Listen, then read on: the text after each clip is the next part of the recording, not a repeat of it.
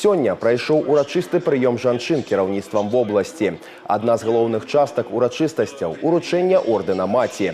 Як адзначыў Іван Крупко, у нашым рэгіёне вышэйшай узнагародай мацярынства адзначана звыш 2000 жанчын. Згодна з указам прэзідэнта гэтага года, да іх дадаліся яшчэ 9 жыхарак Гомельшчыны. Для меня огромная честь получить сегодня эту великую награду государственную.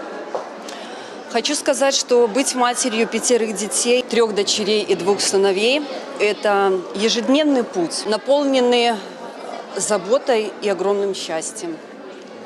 Хочу сказать огромное спасибо своим родителям, что научили меня любить, а также своим детям, что они выбрали меня быть их матерью. Хочу сказать, что этот орден принадлежит всей моей семье.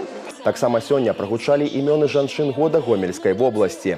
У іх ліку паспяховыя кіраўнікі, жыхаркі рэгіёна з актыўнай грамадзянскай пазіцыяй, шматгранныя прадстаўніцы моладзі. Падрабязны рэпартаж пра жанчын, якія сваёй працай прыносяць значны ўклад у развіццё не толькі вобласці, але і краіны, глядзіце ў наступных выпусках.